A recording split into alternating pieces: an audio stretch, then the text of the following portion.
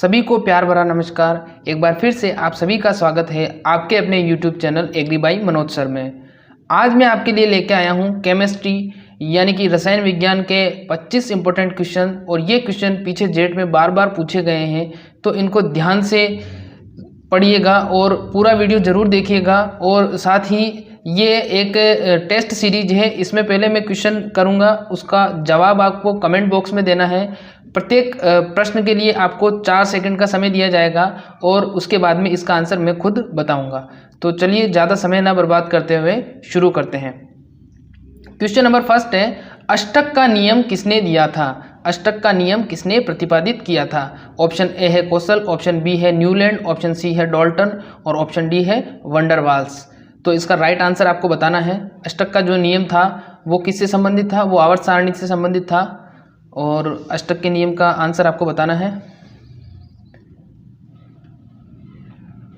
जिसने भी इसका आंसर दिया है ऑप्शन बी वाला आंसर जो न्यूलैंड, जिसने भी इसका आंसर दिया है उसका आंसर बिल्कुल सही है। तो देखिए जो अष्टक का नियम दिया था वो किसने दिया था? वो दिया था सबसे पहले न्यूलैंड ने।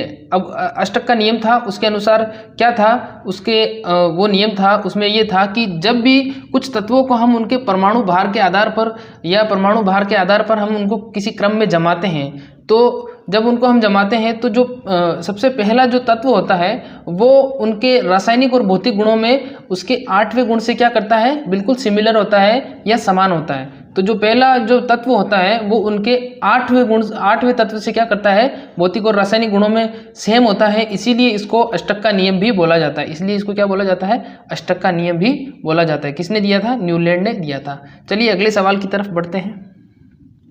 अगला सवाल है, आवर्त सारणी के खोजकर्ता कौन थे? आवर्त सारणी के खोजकर्ता कौन थे? Option A Mendeleev, option B Arnold Ribbon, option C Dalton और ऑप्शन डी मोसेल। आपको कमेंट बॉक्स में कमेंट करके बताना है इसका राइट आंसर। 4 सेकंड का समय है आपके पास। जिसने भी इसका आंसर दिया है मेंडलीफ, ऑप्शन ए वाला जिसने भी इसका आंसर दिया है बिल्कुल सही जवाब है। आवर्त सारणी के जो खोजकर्ता थे वो कौन थे? मेंडलीफ थे। कौन थे? आवर्त सारणी के खोजकर्ता थे मेंडलीफ थे। अगले सवाल की तरफ बढ़ते हैं। अगला सवाल है क्वेश्चन नंबर 3, आधुनिक आवर्त सारणी के खोजकर्ता कौन थे? आधुनिक आवर्त सारणी के खोजकर्ता कौन थे? देखो जो आवर्त सारणी थी वो पहले खोजी गई थी मोसेल के द्वारा, फिर उसके बाद में उसमें कुछ बदलाव किए गए और वो बदलाव जो किए थे वो किस वैज्ञानिक ने किए थे? तो option A Mendeleev, option B Arnold Ribbon, option C Dalton और ऑप्शन डी मोसेल। तो ये चारों ऑप्शन है। 4 सेकंड का समय है, आपको कमेंट करके बताना है कि कौन सा इसका राइट आंसर होगा। आधुनिक आवर्त सारणी के खोजकर्ता मेंडलीफ, अर्नोल्ड रिबन, डाल्टन और मोसेल। तो जो इसका राइट आंसर होगा वो कौन सा होगा? इसका राइट आंसर होगा मोसेल। जिसने भी इसका राइट आंसर दिया है डी, वो बिल्कुल सही है। अगले सवाल की तरफ बढ़ते हैं। नेक्स्ट क्वेश्चन नंबर 4 है, अभी तक कुल कितने तत्व खोजे जा चुके हैं? अभी तक कुल कितने तत्व खोजे जा चुके हैं? Option A 118, option B 98, option C 108 और ऑप्शन डी 128। तो कमेंट बॉक्स में आपको इसका आंसर देना है। 4 सेकंड का समय है आपके पास। कमेंट बॉक्स में इसका आंसर देना है आपको। जिसने भी आंसर दिया है ए आंसर बिल्कुल राइट है। ए आंसर बिल्कुल राइट है। 118 कितने तत्व खोजे जा चुके हैं अभी तक? अभी तक जो तत्व खोजे जा चुके हैं वो 118 तत्व खोजे जा चुके हैं।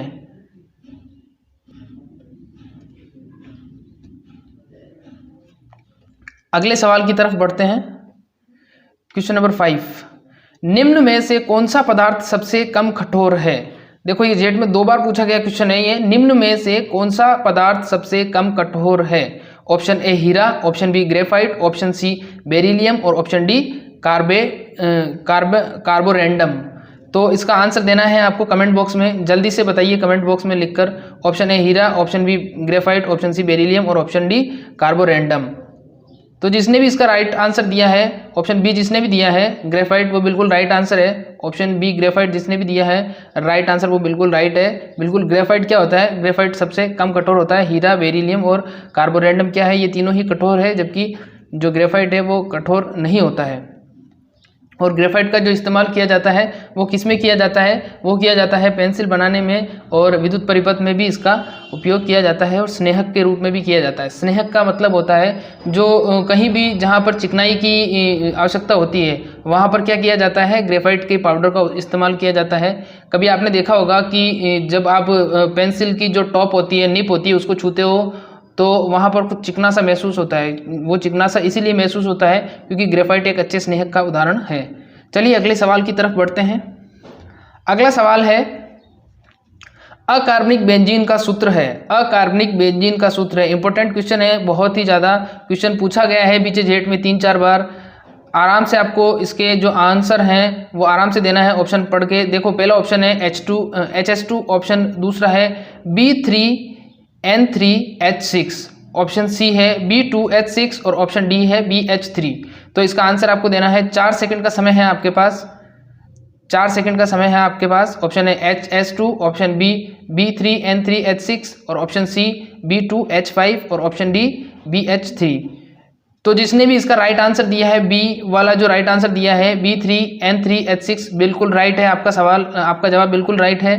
तो B3N3H6 क्या है, अकार्बनिक बेंजीन का सूत्र है। किसका सूत्र है, अकार्बनिक बेंजीन का सूत्र है। चलिए अगले सवाल की तरफ बढ़ते हैं। अगला सवाल है पीएच स्केल की खोज किसने की थी। पीएच स्केल की खोज किसने की थी। पीएच स्केल क्या होता है, किसी भी पदार्थ की रासायनिक प्रॉपर्टी, किसी भी प्रकार की केमिकल प्रॉपर्टी को जांचने के लिए जिस स्केल का उपयोग किया जाता है वो कौन सी स्केल कहलाती है, वो कहलाती है पीएच स्केल। अगर पीएच स्केल की परिभाषा पूछ ली जाए तो वो क्या कहलाएगी, हाइड्रोजन आयन के ऋणात्मक लॉगरिथम को क्या कहेंगे, ऋणात्मक लॉगरिथम को हम क्या कहेंगे, पीएच कहेंगे। हाइड्रोजन आयन के ऋणात्मक लॉगरिथम को हम क्या कहेंगे, पीएच कहेंगे। अब देखो पीएच स्केल की खोज किसने की थी, ऑप्शन है Sorensen, option B Celsius, option C Dalton और ऑप्शन डी जो है वो है आर्नोन। तो किसने की थी आपको बताना है कमेंट बॉक्स में। 4 सेकंड का समय है आपके पास, कमेंट करके बताइए जल्दी से। जिसने भी इसका राइट आंसर दिया है, ए वाला आंसर दिया है, बिल्कुल उनका आंसर राइट है।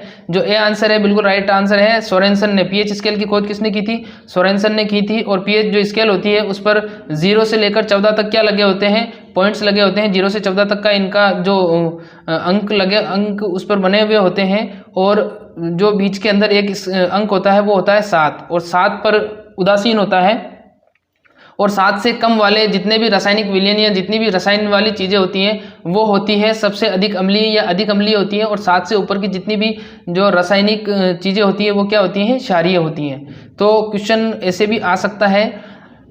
फिर इसके अंदर 3 ऑप्शन और दिए गए हैं, तीनों में बता देता हूँ। देखो ये जो आर्नोन नामक साइंटिस्ट थे, इन्होंने क्या बताया था, इन्होंने सबसे पहले बताया था कि पौधों के लिए आवश्यक पोषक तत्वों की संख्या कितनी होती है, 16 होती है। कितनी होती है, 16 होती है। वैसे पौधों के लिए आवश्यक पोषक तत्वों की संख्या 17 होती है, क्योंकि उसके बाद में एक तत्व और खोद लिया गया जिसका नाम है निकल, और निकल की आवश्यकता होती है धान को। इसलिए आवश्यक पोषक तत्वों की संख्या कितनी होती है, आवश्यक पोषक तत्वों की संख्या होती है 17। कितनी होती है, 17। 17वां पोषक तत्व कौन सा है, निकल है, जो धान को जरूरी होता है, धान के निकल की आवश्यकता होती है। फिर बात करते हैं सेल्सियस की। तो सेल्सियस क्या है, तापमान को मापने की इकाई होती है सेल्सियस, तापमान को मापने की इकाई होती है सेल्सियस। और एक सेल्सियस नामक साइंटिस्ट थे, उन्होंने इसको इजाद किया था। तो पीएच स्केल के बारे में उम्मीद करता हूँ समझ में आ गया होगा। चलिए अब आगे बढ़ते हैं। अगला सवाल है क्वेश्चन नंबर 8, ग्रेफाइट को निम्न में से किस काम में नहीं लिया जा सकता। देखो क्वेश्चन ध्यान से समझिएगा, ग्रेफाइट को निम्न में से किस काम में नहीं लिया जा सकता। ऑप्शन ए स्नेहक, स्नेहक का मतलब मैंने पहले समझाया था आपको। स्नेहक क्या होता है, किसी भी पदार्थ में चिकनाई या चिकनाई डालने के लिए क्या किया जाता है, स्नेहक का उपयोग किया जाता है। फिर दूसरा क्या है, कांच काटने के लिए। फिर तीसरा है पेंसिल, और फिर चौथा क्या है, विद्युत परिपथ के लिए। तो ऑप्शन चारों आपके सामने है। 4 सेकंड का आपके पास समय है, आपको आंसर देना है। कमेंट बॉक्स में जल्दी से बताइए, कमेंट बॉक्स में आंसर दीजिए। ऑप्शन ए स्नेहक, ऑप्शन बी कांच काटना, ऑप्शन सी पेंसिल और ऑप्शन डी विद्युत परिपथ। तो जिसने भी इसका राइट आंसर दिया है, बी वाला जो आंसर दिया है वो बिल्कुल राइट आंसर है। कांच काटने में, कांच ग्रेफाइट से कांच को नहीं काटा जा सकता। क्यों नहीं काटा जा सकता, क्योंकि कांच कठोर होता है और ग्रेफाइट कठोर नहीं होता है। ग्रेफाइट एक जो धातु होती है, धातु तो नहीं कह सकते इसको, लेकिन जो ग्रेफाइट होता है वो क्या होता है, सरल होता है, जटिल स्वभाव का नहीं होता है। तो ग्रेफाइट का उपयोग किस लिए किया जाता है, स्नेहक के रूप में किया जाता है, पेंसिल बनाने में किया जाता है, और ये विद्युत का सुचालक होता है, इसलिए कहीं कहीं पर विद्युत परिपथ में भी इसका उपयोग किया जाता है। तो उम्मीद करता हूँ वीडियो आपको पसंद आ रही होगी। देखो ये जो वीडियो क्लास अभी चल रही है, ऑनलाइन क्लास, ये चल रही है Agri by Manoj sir channel पर। हमारा एक चैनल और है जिसका नाम है इंपीरियल एग्रो क्लासेज। इस डिस्क्रिप्शन में आपको उसका लिंक मिल जाएगा, और एक वीडियो का लिंक भी मैं दूंगा, बायोलॉजी की वीडियो है और एक केमिस्ट्री की वीडियो है, उसका लिंक भी मैं आपको दूंगा। तो वो वीडियो आप ज़रूर देखिएगा और हमारे उस चैनल पर जाइएगा, वहाँ पर ऑनलाइन क्लासेस चलती हैं केमिस्ट्री और बायोलॉजी की मोस्टली। तो प्लीज़ आप उस चैनल को भी सब्सक्राइब करिए, और वहाँ पर भी आप अच्छे स्टडी मटेरियल और PDF वगैरह प्राप्त कर सकते हैं। तो प्लीज़ हमारे सेकेंडरी चैनल को ज़रूर सब्सक्राइब करिएगा, इंपीरियल एग्रो क्लासेस के नाम से। देखो ये यहाँ पर फोटो शो हो रही है, इंपीरियल एग्रो क्लासेस। क्या नाम है, इंपीरियल एग्रो क्लासेस। चलिए अगले सवाल की तरफ बढ़ते हैं। अगला सवाल है, फिटकरी का रासायनिक सूत्र होगा। फिटकरी का रासायनिक सूत्र होगा। तो देखो ये थोड़ा टाइपिंग में थोड़ी सी मिस्टेक है, बाकी लिखा हुआ ये सही है। देखो ये फोटो शो हो रहा है इस प्रकार का, तो ये ऐसे लिखा हुआ होगा। तो आप बता दीजिए मेरे को कि ABCD इनमें से कौन सा जो होगा रासायनिक सूत्र होगा। देखो मैं पढ़ के बता देता हूँ आपको इसका आंसर। जो इसका आंसर है वो ए होगा, K2SO4 Al2SO4 24H2O। तो फिटकरी का जो सूत्र होगा वो क्या होगा, K2SO4 Al2SO4 24H2O। ये सबसे लंबा फॉर्मूला होता है, और ये जेट एग्जाम में काफ़ी बार पूछा भी गया है ये। तो थोड़ा आप इसको ध्यान से देख लीजिएगा, क्योंकि इंपॉर्टेंट क्वेश्चन है, आता रहता है, तो ध्यान से देख लीजिएगा थोड़ा। चलिए अगले सवाल की तरफ बढ़ते हैं। अगला सवाल है, मेंडलीव की आवर्त सारणी निर्भर करती है। Very important question. मेंडलीव की आवर्त सारणी निर्भर करती है। ऑप्शन ए परमाणु द्रव्यमान, ऑप्शन बी परमाणु संख्या, ऑप्शन सी परमाणु आयतन, और ऑप्शन डी परमाणु आकार। आपको 4 सेकंड का समय है इसका आंसर बताना है आपको। परमाणु द्रव्यमान, परमाणु संख्या, आयतन और आकार। 4 सेकंड का समय दिया है। मेंडलीव की आवर्त सारणी किस पर निर्भर है बताना है आपको। मेंडलीव की आवर्त सारणी, मेंडलीव की आवर्त सारणी किस पर निर्भर है आपको बताना है। तो जिसने भी इसका आंसर दिया है ए, ऑप्शन ए, जिसने भी इसका आंसर दिया है परमाणु द्रव्यमान, बिल्कुल सही आंसर है परमाणु द्रव्यमान। मेंडलीव की आवर्त सारणी किस पर निर्भर है, परमाणु द्रव्यमान पर निर्भर है। किस पर निर्भर है, परमाणु द्रव्यमान पर। चलिए अगले सवाल की तरफ बढ़ते हैं। अगला सवाल है, मोजेल की आवर्त सारणी निर्भर करती है। देखो जो मोजेल की आवर्त सारणी है वो क्या है, उसको आधुनिक आवर्त सारणी भी बोला जाता है। तो मोजेल की आवर्त सारणी क्या है, आधुनिक आवर्त सारणी भी है। और मोजेल की आवर्त सारणी किस पर निर्भर करती है, तो इससे पहले जो हमने पढ़ा था वो हमने पढ़ा था मेंडलीव की आवर्त सारणी। किसकी पढ़ी थी, मेंडलीव की आवर्त सारणी हमने पढ़ी थी। तो मेंडलीव की आवर्त सारणी तो किस पर निर्भर थी, द्रव्यमान पर। किस पर निर्भर थी, द्रव्यमान पर निर्भर थी। अब मोजेल की आवर्त सारणी बतानी है आपको। 4 सेकंड का समय है। तो जो मोजेल की आवर्त सारणी है वो किस पर है, वो परमाणु संख्या पर निर्भर है। जिसने भी ये आंसर दिया है ऑप्शन बी वाला, उनका बिल्कुल सही है, परमाणु संख्या पर निर्भर है। किस पर निर्भर है, मोजेल की जो आवर्त सारणी है वो परमाणु संख्या पर निर्भर है। चलिए अगले सवाल की तरफ बढ़ते हैं। अगला सवाल है, मृदा की अम्लीयता को दूर किया जा सकता है। अब देखो ये क्वेश्चन है तो वैसे ये केमिस्ट्री का है, लेकिन ये एग्रीकल्चर से भी रिलेट करता है, और इस क्वेश्चन को थोड़ा सा घुमा के पूछा गया है। अब पूछा गया है कि मृदा की जो अम्लीयता है वो किससे दूर की जा सकती है। तो ऑप्शन ए है चूना, option B calcium carbonate, option C चूना पत्थर, और ऑप्शन डी उपयुक्त सभी। तो 4 सेकंड का समय है, आपको बताना है इसका आंसर। कमेंट बॉक्स में बताइए आंसर। तो जिसने भी इसका आंसर दिया है उपयुक्त सभी वाला, यानी कि ऑप्शन डी जिसने भी दिया है बिल्कुल राइट है। जो ऑप्शन डी है वो बिल्कुल राइट है। चूना, उसी को कैल्शियम कार्बोनेट बोला जाता है, उसी को चूना पत्थर भी बोला जाता है, और इसका एक और नाम है CaCO3। इसका फॉर्मूला भी लिखा हुआ आ सकता है। तो मृदा की अम्लता को कौन दूर करता है, चूना, कैल्शियम कार्बोनेट, चूना पत्थर या CaCO3।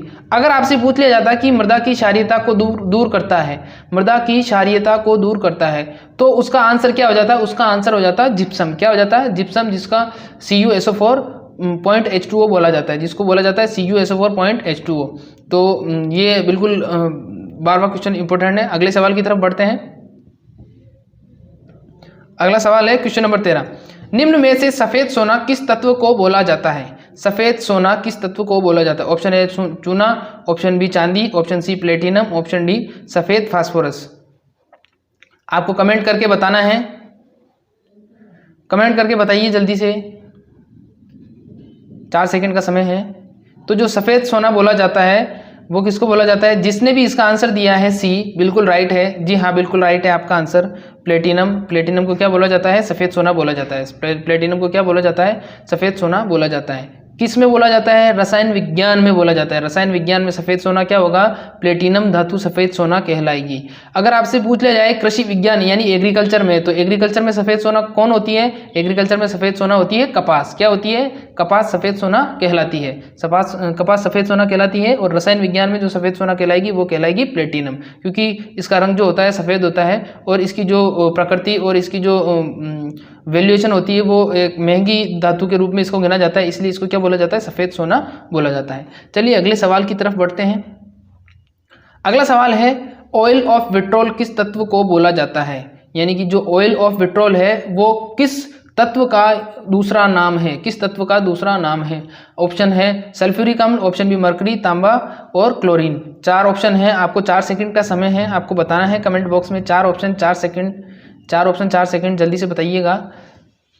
सल्फ्यूरिक अम्ल, हाँ बिल्कुल राइट। जिसने ए आंसर दिया है बिल्कुल राइट है। जो ऑयल ऑफ पेट्रोल बोला जाता है वो बोला जाता है सल्फ्यूरिक अम्ल को। किसको बोला जाता है? सल्फ्यूरिक अम्ल को ऑयल ऑफ पेट्रोल बोला जाता है। और इसको दूसरा नाम भी है, जो सल्फ्यूरिक अम्ल है उसको अम्लराज भी बोला जाता है। क्या बोला जाता है? अम्लराज भी इसको बोला जाता है, या अम्लों का राजा भी इसको बोला जाता है। क्या बोला जाता है? अम्लों का राजा या king of chemicals, king of chemicals के नाम से भी इसको सल्फ्यूरिक अम्ल को जाना जाता है। अभी सबके जवाब देंगे, कमेंट के बाद में सबके जवाब देंगे।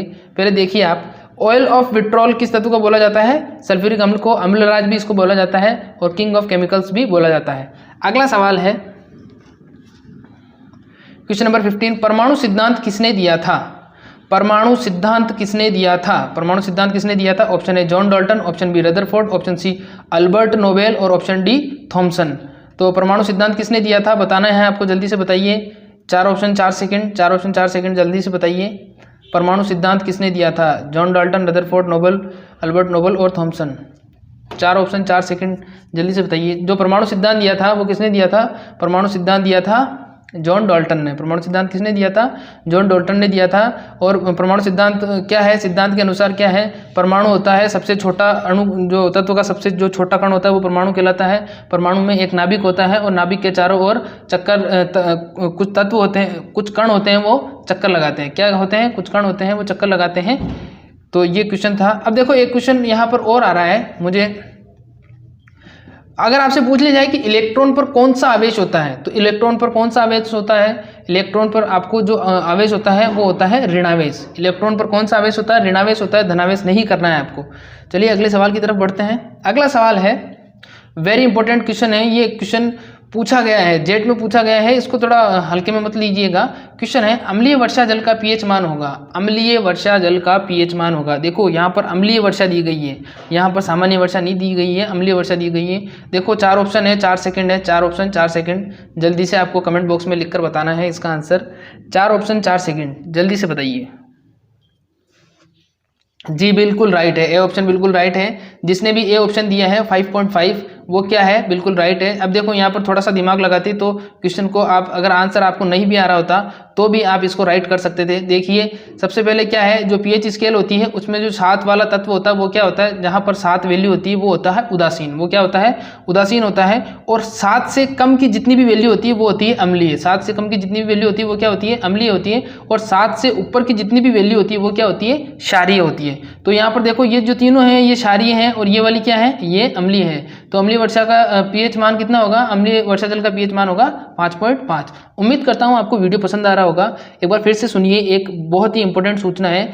देखो इस वीडियो के लास्ट में मैं 3 ऐसे क्वेश्चन बताऊंगा आपको, ऐसे रामबाण सवाल बताऊंगा आपको। ये सवाल आपको समझ में भी आएंगे और कभी भूलोगे भी नहीं। और ये हर कॉम्पिटेटिव एग्जाम में पूछे जाते हैं, केमिस्ट्री से रिलेटेड हैं। और केमिस्ट्री के अलावा अगर आप अदर कॉम्पिटेटिव एग्जाम भी देते हो तो उसमें भी ये सवाल पीछे पूछे गए हैं। तो इस वीडियो को ध्यान से देखते रहिए और जो आपके फ्रेंड्स है उसके साथ भी इस वीडियो को शेयर करिए, लिंक को शेयर करिए। और मैं ये कहना चाह रहा था आपसे कि ये हमारा प्राइमरी चैनल है, हमारा एक सेकेंडरी चैनल और है जिसका नाम है इंपीरियल एग्रो क्लासेस। देखो ये यहाँ पर वीडियो शो, फोटो शो हो रही है। तो इस चैनल पर जाकर भी आप लाइव क्लासेस ले सकते हैं। इस पे रोज़ाना लाइव क्लासेस होती हैं। तो तो वहाँ पर जाकर आप लाइव क्लासेस लीजिए और उस चैनल को भी सब्सक्राइब करिए। ये वो जो चैनल है वो इसी का छोटा भाई चैनल है, तो उसको भी सपोर्ट करिए आप, ताकि आपको अच्छा स्टडी मटेरियल मिलता रहे। और साथ में मैं इस वीडियो के डिस्क्रिप्शन में एक लिंक दूंगा आपको, जीव विज्ञान के 50 मोस्ट इम्पोर्टेंट क्वेश्चन है, वो क्वेश्चन आप बिल्कुल एक बार भी उसको मिस मत करना। उस वीडियो को पूरा देखना। वो क्वेश्चन आपको इतनी आसानी से समझ में आएंगे और इतने इंपॉर्टेंट क्वेश्चन है। उस वीडियो को मैंने बड़ी मेहनत से बनाया है, 35-36 मिनट की वो वीडियो है, वो आपके लिए बहुत ही रामबाण साबित होगी। तो चलिए आगे चलते हैं। अगला सवाल है, देखो अब पीछे जो क्वेश्चन था वो था अम्लीय वर्षा, अब पूछा है साधारण वर्षा। तो अम्लीय वर्षा और साधारण वर्षा अलग अलग होती है। तो अम्लीय वर्षा जल का पीएच मान पूछा है, तो वापस से अम्लीय वर्षा जल जो होता है, वर्षा जल या साधारण वर्षा जल या वर्षा जल जो होता है वो होता है उदासीन। तो उसका जो पीएच मान होगा वो क्या होगा, 7 होगा। वैसे जो जो साधारण वर्षा जल होता है ना, वो हल्का सा अम्लीय होता है। तो इसकी जो एग्जिट वैल्यू होगी वो वैल्यू होगी 6.7 के समथिंग होगी, 6.7 के समथिंग, ये 6.75-7 के समथिंग होती है। तो वर्षा जल अगर पूछ लिया जाए आपसे से अम्लीय होता है, हल्का अम्लीय होता है, उदासीन होता है या क्षारीय होता है, तो वर्षा जल जो होता है वो होता है हल्का अम्लीय। अगर पीएच पूछा जाता है तो पीएच क्या होगा, 7 होगा। अगला सवाल है, परमाणु नाभिक की खोज किसने की थी। अगला सवाल है, परमाणु नाभिक की खोज किसने की थी। Option A Nicholas, option B Rutherford, option C Cavendish और ऑप्शन डी जैकब। तो यहाँ पर 4 ऑप्शन है, 4 सेकंड का आपको समय दिया गया है। चलो एक बार आपको 1 सेकंड प्लस दे देता हूँ, 5 सेकंड का समय। बताइए आप, परमाणु नाभिक की खोज किसने की थी। Nicholas, Rutherford, Cavendish, Jacob. 4 option 5 second का समय है, जल्दी से बताइए परमाणु नाभिक की खोज किसने की थी। जी बिल्कुल राइट आंसर है आपका। जिसने भी आंसर ऑप्शन बी दिया है बिल्कुल राइट आंसर है आपका, रदरफोर्ड ने क्या किया था, परमाणु में नाभिक की खोज की थी। यानी कि जो न्यूक्लियस होता है, एटम के अंदर जो न्यूक्लियस होता है, उसकी खोज किसने की थी, उसकी खोज की थी ये रदरफोर्ड वाले भाई साहब ने। रदरफोर्ड जो भाई साहब थे, इन्होंने क्या किया था, इन्होंने परमाणु नाभिक की खोज की थी। अगला सवाल है क्वेश्चन नंबर 19, पीतल किन किन धातुओं का मिश्रण है। वेरी इंपॉर्टेंट क्वेश्चन है बच्चों, ये क्वेश्चन पूछा गया है पहले। पीतल किन किन धातुओं का मिश्रण है। ये पटवारी और जो दूसरे एग्जाम होते हैं ग्राम सेवक, उनमें भी ये सवाल आया हुआ है, पीछे पूछा गया। आरएस तक के एग्जाम में ये पूछा गया है, ध्यान से इसको करिएगा थोड़ा। देखो ऑप्शन ए है तांबा प्लस जस्ता, ऑप्शन बी है तांबा प्लस कांसा, ऑप्शन सी जस्ता प्लस कांसा और ऑप्शन डी तांबा प्लस लोहा। तो देखो 4 ऑप्शन 4 सेकंड का समय है। ध्यान से बताइए इसको, कौन सा इसका राइट आंसर होगा। 4 ऑप्शन 4 सेकंड। जी बिल्कुल राइट है आपका आंसर। बिल्कुल जिसने भी आंसर दिया है 19 नंबर का आंसर दिया है ऑप्शन ए, वो बिल्कुल राइट आंसर है। तांबा और जस्ता से मिलकर बना है। पीतल किससे मिलकर बना है, पीतल बनता है तांबा और जस्ता से मिलकर। पीतल किससे बनता है, तांबा प्लस जस्ता से मिलकर पीतल बनता है। चलिए अगले सवाल की तरफ बढ़ते हैं। अगला सवाल है क्वेश्चन नंबर 20, ऑक्सीजन की खोज का श्रेय किसे जाता है। क्वेश्चन नंबर 20 है, ऑक्सीजन की खोज का श्रेय किसे जाता है। Option A Nicholas, option B Priestley, option C Cavendish और ऑप्शन डी जैकब। तो इसका आंसर बताना है आपको कमेंट बॉक्स में। 4 सेकंड 4 ऑप्शन 4 ऑप्शन है, 4 ऑप्शन 4 सेकंड का समय है। आंसर टाइप करिए जल्दी से। हो सकता है मैं 4 सेकंड की जगह आपको 3 सेकंड ही दे रहा हूँ, क्योंकि थोड़ा फास्ट बोलने की आदत है मुझे। तो करिए आप कमेंट। जी बिल्कुल, जिसने बी ऑप्शन दिया है, बी वाला ऑप्शन जिसने आंसर दिया है, प्रिस्टले, बिल्कुल राइट आंसर है। प्रिस्टले बिल्कुल राइट आंसर है। ऑक्सीजन की खोज का श्रेय किसको जाता है, प्रिस्टले को जाता है। रे भाया थारो ध्यान किधर है, वीडियो पूरी देख के जाइएगा एक बार। तो देखो आंसर क्या है, आंसर बी प्रिस्टले बिल्कुल राइट आंसर है। एक बार फिर से सुन लीजिए। अभी तक अगर आपने इस चैनल को सब्सक्राइब नहीं किया है तो Agri by Manoj sir channel को जरूर सब्सक्राइब करिए। और इसका जो छोटा भाई वाला चैनल है, वो चैनल है इंपीरियल एग्रो क्लासेस, उसको भी सब्सक्राइब करिए। वहाँ पर भी बहुत अच्छी वीडियोस अपलोड होती है। वहाँ पर जो अपलोड होने वाली वीडियोस हैं वो केमिस्ट्री और बायोलॉजी की ज़्यादा होती है। तो प्लीज़ वीडियो को लाइक करिएगा, चैनल को सब्सक्राइब करिएगा। और इस वीडियो के डिस्क्रिप्शन में आपको लिंक मिल जाएगा, वहाँ से आप इंपीरियल एग्रो क्लासेस को सब्सक्राइब करिएगा। और साथ में आपको 2 लिंक और दूंगा मैं, एक केमिस्ट्री की वीडियो का और एक बायोलॉजी की वीडियो का, जो सैम्पल वीडियोज़ हैं बहुत अच्छे तरीके से बनाई हुई हैं, उनको भी आप देखिएगा और फिर चैनल को सब्सक्राइब करिएगा। तो चलिए आगे चलते हैं। अगला सवाल है क्वेश्चन नंबर 21, मृदा किस प्रकार का मिश्रण है। मिट्टी यानी कि मृदा यानी कि रेत किस प्रकार का मिश्रण है। ऑप्शन ए समांगी, ऑप्शन बी विसमांगी, ऑप्शन सी सरल और ऑप्शन डी जटिल। तो देखो 4 ऑप्शन 4 सेकंड का समय है। ऑप्शन 4 सेकंड का समय है, जल्दी से बताइए। मृदा किस प्रकार का मिश्रण है? मृदा किस प्रकार का मिश्रण है? ऑप्शन ए समांगी, ऑप्शन बी विषमांगी, ऑप्शन सी सरल, ऑप्शन डी जटिल। मृदा किस प्रकार का मिश्रण है? कमेंट बॉक्स में करके बताइए। 4 सेकंड का समय है, 4 सेकंड का समय है, जल्दी से बताइए। जिसने भी ऑप्शन ए दिया है, ऑप्शन ए बिल्कुल राइट आंसर है, समांगी। मृदा किस प्रकार का मिश्रण है? समांगी मिश्रण है। देखो मिश्रण 2 प्रकार के होते हैं। मिश्रण कितने प्रकार के होते हैं? मिश्रण 2 प्रकार के होते हैं। एक होता है समांगी मिश्रण, एक होता है विषमांगी मिश्रण। जो समांगी मिश्रण होता है उनमें कौन कौन से तत्व पाए जाते हैं? उनमें मुख्य रूप से केमिकल या रसायन वाले तत्व पाए जाते हैं जिनको अलग अलग नहीं किया जा सकता और जिनकी जो प्रॉपर्टी होती है वो अलग अलग होती है। और जो विषमांगी मिश्रण होते हैं उनकी सबकी प्रकृति क्या होती है? लगभग सेम होती है। लगभग क्या होती है? सेम होती है। तो जिसने भी राइट आंसर दिया समांगी ए मिश्रण बिल्कुल राइट है। चलिए अगले सवाल की तरफ बढ़ते हैं। अगला सवाल है क्वेश्चन नंबर 22। लोहे पर जंग लगने की क्रिया होगी। लोहे पर जंग लगने की प्रक्रिया या क्रिया कहलाएगी। ऑप्शन ए ऑक्सीकरण, ऑप्शन बी अपचयन, ऑप्शन सी दोनों ही और ऑप्शन डी दोनों ही नहीं। तो देखो 4 ऑप्शन है, 4 सेकंड का समय है आपके पास। 4 सेकंड का समय है आपके पास, कमेंट करके बताना है। 4 सेकंड का समय है, कमेंट करके आपको बताना है।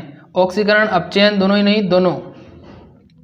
वेरी इंपॉर्टेंट क्वेश्चन है, लगभग सारे एग्जाम्स में पूछा गया है, आपको बताना है। लोहे पर जंग लगना बिल्कुल, जिसने ए वाला ऑप्शन बताया है या आंसर दिया है बिल्कुल राइट है, ऑक्सीकरण। कौन सी क्रिया है? लोहे पर जंग लगना ऑक्सीकरण की क्रिया कहलाती है। लोहे पर जंग लगना ऑक्सीकरण की क्रिया कहलाती है। चलिए अगले सवाल की तरफ बढ़ते हैं। अगला सवाल है सबसे भारी धातु कौन सी है?